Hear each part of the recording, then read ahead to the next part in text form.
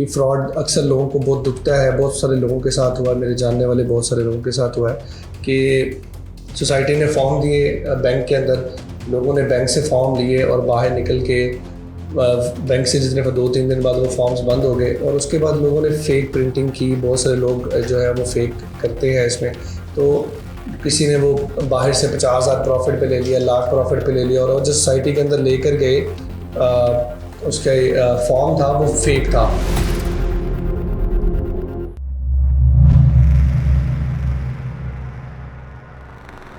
अस्सलाम वालेकुम जी, मेरा नाम मोहम्मद रिजवान, जैसा कि आप जानते हैं आज हम एक और एपिसोड के साथ आपकी खिदमत में हाजिर हैं स्काई मार्केटिंग की तरफ से। आज कुछ रिसर्च की आपके लिए। ऑलरेडी आपको हम इस्लामाबाद पिंडी की एक्सपेंशन बता चुके हैं, सोसाइटीज़ बता चुके हैं, फिर इन्वेस्टमेंट की जगह बता चुके हैं। अब हम आपको इंशाल्लाह कुछ ऐसी चीज़ें बताएंगे कि आपने इन्वेस्टमेंट तो करनी है, लेकिन उस इन्वेस्टमेंट करते हुए आपको कौन कौन सी चीज़ों का ख्याल रखना चाहिए। लाइक आपको कौन कौन से फ्रॉड जो है वो आपके साथ हो सकते हैं। आपने इरादा कर लिया पैसे लगाने का और उसके बाद आपके साथ फ्रॉड हो जाए, जो इतने आपने मेहनत से पैसे कमाए हैं, तो उससे बचने के लिए ज़रा हमने कुछ चीज़ें आपके लिए निकाली हैं कि आप कम से कम इन चीज़ों की वेरिफिकेशन ज़रूर करें, इन चीज़ों को पहले ज़रूर देखें इन्वेस्टमेंट करने से पहले, और उसके बाद जो है वो आप इन्वेस्टमेंट करें। जैसा कि सबसे इम्पॉर्टेंट बात जो है वो किसी भी सोसाइटी में अगर आपने इन्वेस्ट करना है या किसी भी सेक्टर में आपने इन्वेस्टमेंट करनी है या कहीं भी आपने इन्वेस्टमेंट करनी है, तो सबसे पहले उसकी ऑथेंटिकेशन चेक करें कि वो सोसाइटी अप्रूव्ड है रेलिवेंट डिपार्टमेंट से। जैसे कि रावलपिंडी के अंदर अगर सोसाइटी आ रही है तो वो RDA से अप्रूव्ड है, LDA से अप्रूव्ड है, या वो किसी ऐसे ग्रुप की है जो वो अप्रूवल में प्रोसेस में जा चुकी है, अप्रूवल में उन्होंने डॉक्यूमेंटेशन जमा करवा दी है, तो वो अप्रूव्ड हो जाएगी। इस चीज़ की वेरिफिकेशन सबसे पहले इन्वेस्टमेंट करने से पहले ज़रूर करें। और जो सबसे इम्पॉर्टेंट जो है एक मामला जो आता है इसके बाद अप्रूवलों के बाद चेक करने के बाद, वो हम किस से प्लॉट लें, किस एजेंट से प्लॉट लें, और उस एजेंट की वेरिफिकेशन बहुत ज़रूरी है कि वो आप अगर किसी भी सोसाइटी में प्लॉट ले रहे हैं तो वो एजेंट उस सोसाइटी का ऑथोराइज्ड होना चाहिए, ताकि फ्यूचर में कोई ऊंच नीच आपके साथ होती है, फॉर एग्जांपल वो आपके पैसे लेके खुदा न खास्ता भाग जाता है, या वो आप क्या टोकन में आने की रसीद करता है, प्राइसेस बढ़ जाती हैं और वो आपको कहता है कि जी इस प्राइस के ऊपर मैं आपको नहीं दे सकता, या वो आपके साथ वो किसी और को भेज देता है। बहुत सारी चीज़ें होती हैं, आप सबको पता है इन चीज़ों का। तो स्पेशली ऑथोराइज्ड पर्सन के साथ आप जो है वो डील करें, जो इसके बारे में जानता हो, जो सोसाइटी उसकी ऑथराइजेशन का कोई लेटर उसको दिया हो और वो सोसाइटी से अप्रूव्ड हो कि ये हमारा ऑथराइज्ड कंसल्टेंट है। इसके अलावा अगर आप CDA LDA के अप्रूव्ड सोसाइटीज़ की बात करते हैं तो वहाँ पे भी एजेंट का जानना ज़रूरी है। उनकी भी एक लिस्ट है, उनके ऑथराइज्ड पर्सनस की लिस्ट है, वो भी आप उसको देख सकते हैं। इसके अलावा भी कुछ जो है वो फ्रॉड जो है वो आपके साथ होते हैं। अक्सर सोसाइटीज़ के अंदर प्लॉट्स की ओवर सेलिंग बहुत ज़्यादा होती है। ओवर सेलिंग का मतलब ये है कि उनके पास ज़मीन थी 100 प्लॉटों की और उन्होंने बेच दिए 10,000 प्लॉट। तो इसकी वेरिफिकेशन, इसका सबसे जो इम्पॉर्टेंट चीज़ है वो लैंड वेरिफिकेशन की, सोसाइटी के पास कितनी लैंड है और उन्होंने ये लैंड के मुताबिक ही चीज़ों को सेल किया है, या फिर सोसाइटी की इतनी कैपेसिटी है, वो डेवलपर इतना स्ट्रॉन्ग है कि वो मज़ीद लैंड परचेज़ कर सकता है उस जगह के ऊपर। उसकी डेवलपर की थोड़ी सी रेपुटेशन भी आपने ज़रूर चेक करनी है कि वो उसने फ्यूचर में पास्ट में जो उन्होंने प्रोजेक्ट बेचे हैं उसमें उन्होंने टाइमली लोगों को डिलीवर किया है, उन्होंने ज़मीनें हासिल की हैं और उन्होंने उसको डेवलप किया है टाइमली या नहीं। इसके अलावा कुछ सोसाइटीज़ अपने फॉर्म्स, ये बड़ा ये फ्रॉड अक्सर लोगों को बहुत दुखता है। बहुत सारे लोगों के साथ हुआ है, मेरे जानने वाले बहुत सारे लोगों के साथ हुआ है कि सोसाइटी ने फॉर्म दिए बैंक के अंदर, लोगों ने बैंक से फॉर्म लिए और बाहर निकल के बैंक से जितने 2-3 दिन बाद वो फॉर्म्स बंद हो गए और उसके बाद लोगों ने फ़ेक प्रिंटिंग की। बहुत सारे लोग जो है वो फ़ेक करते हैं इसमें।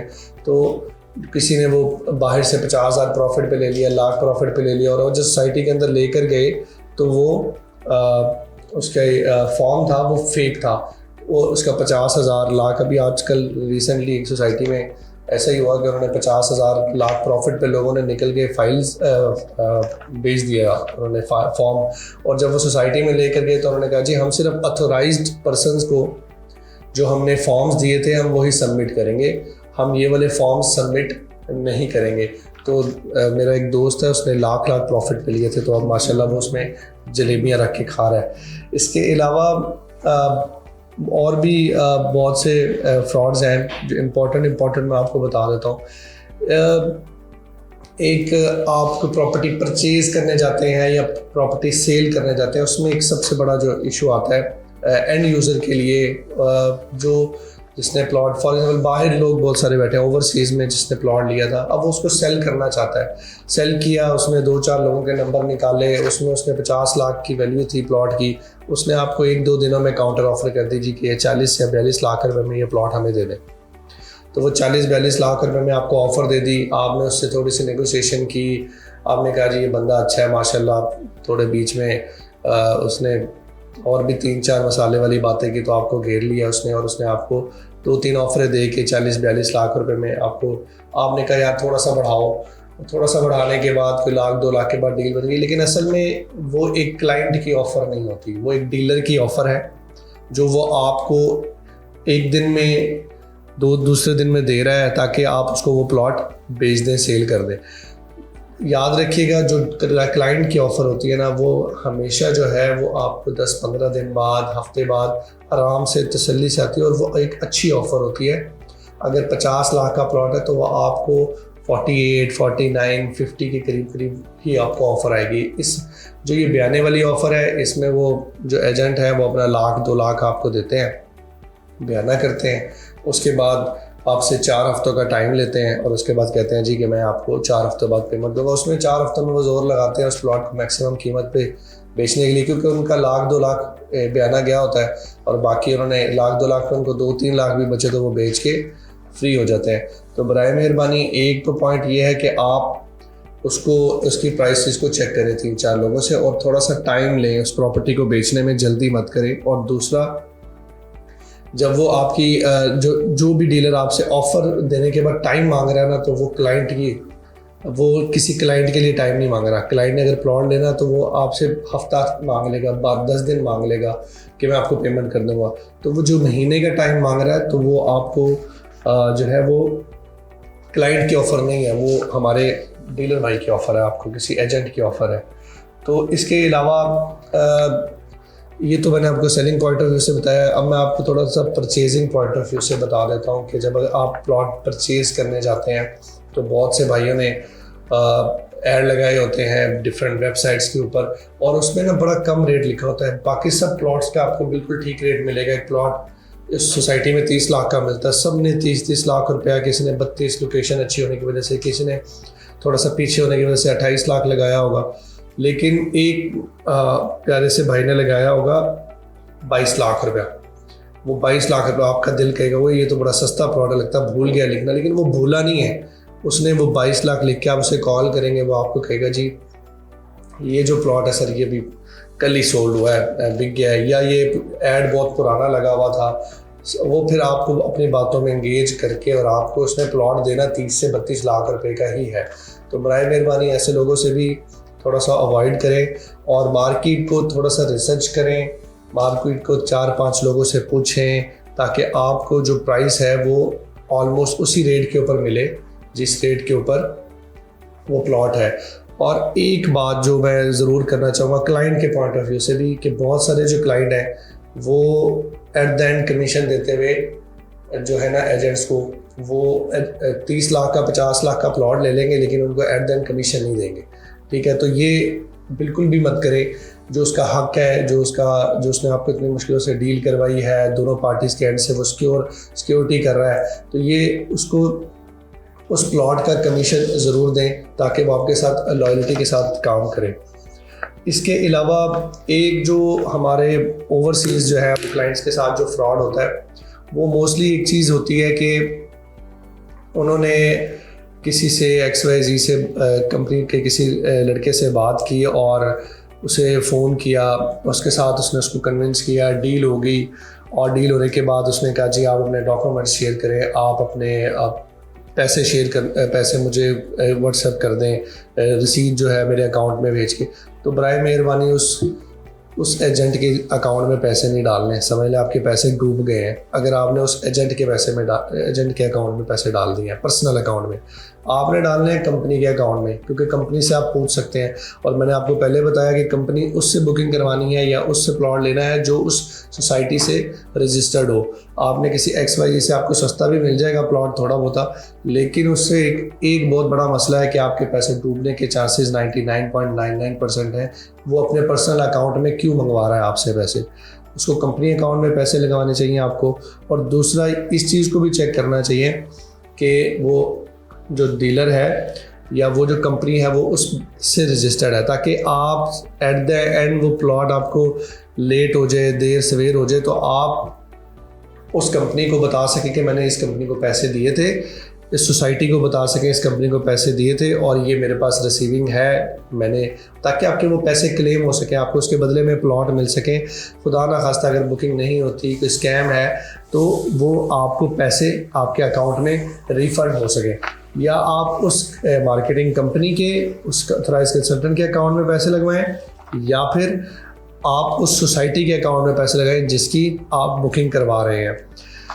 इसके अलावा एक और भी एक सजेशन है, एक वे है। कोई भी प्रॉपर्टी आप बाय करते हैं, उस प्रॉपर्टी को बाय करने के बाद जो है वो आप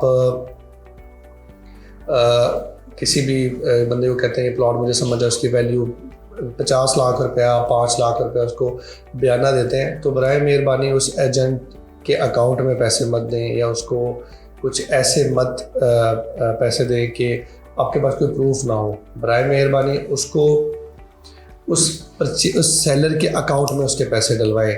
उस सेलर के जिससे आपने प्लॉट लिया है उससे उसके डॉक्यूमेंटेशन रिक्वायर करें कि आप उससे पूछें कि इसका अलॉटमेंट लेटर क्या है, उसकी ID कार्ड की कॉपी मंगवाएं और डायरेक्ट उसके अकाउंट में पैसे डलवाएं। उससे आप 100% सिक्योर हैं कि आपकी चीज़, फॉर एग्जांपल किसी मसले के बाद कोई मसला बनता है, कोई जगह बैठता है, तो आप उन्हें बता सकें कि मैंने इसके अकाउंट में पैसे डलवाए थे, और उस सोसाइटी के ऑथराइज लोगों के सामने भी बता सकें कि ये पैसे मैंने इस डेट को इस बंदे के अकाउंट में लगवाए थे, तो इस प्लॉट का हकदार मैं हूँ। अगर अक्सर ऐसा होता है, ये डील्स बैक इस वजह से होती हैं कि प्राइसेस बढ़ जाती हैं, सेलर मुकर जाते हैं, ठीक है, कि और हम नहीं प्लॉट बेचना चाहते, तो आपके पास एक ऑथेंटिक प्रूफ हो कि मैंने इनकी रजामंदी से ही इनके अकाउंट में पैसे डलवाए थे।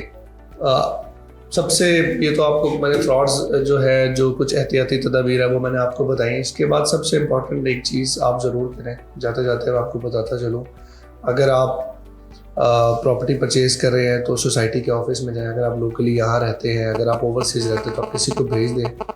सोसाइटीज़ के अंदर तो एक मेंबरशिप नंबर चल रहा होता है, रजिस्ट्रेशन नंबर चल रहा होता है, वो जाके आप उस प्लॉट की वेरिफिकेशन करें कि ये प्लॉट किसके नाम पे है, मैं जिससे प्लॉट परचेज़ करूँ उसी के नाम पे है, इसके ड्यूज़ क्या है, उसके अगेंस्ट मैंने क्या क्या डॉक्यूमेंटेशन आपको जमा करवानी है ताकि मेरा प्लॉट मेरे नाम पे ट्रांसफ़र हो सके। एक ये चीज़ें चेक करनी है। अगर आप CDA, LDA, RDA की बात करते हैं, जो उनकी अपनी गवर्नमेंट की सोसाइटीज़ है, उसमें आप वन विंडो ऑपरेशन के ऊपर जाएँ, वहाँ से फ़ाइल निकलवाएँ उनसे और उसकी वेरिफिकेशन करें, ताकि आप जो इन्वेस्टमेंट लगा रहे हैं वो 100% सिक्योर रहे। तो आज के लिए इतना ही। नेक्स्ट इंशाल्लाह मैं आपके लिए कुछ और बहुत ही इंपॉर्टेंट चीज़ें लेकर आऊँगा। तो अपने उसको इजाज़त दीजिए। अस्सलाम वालेकुम व रहमतुल्लाह।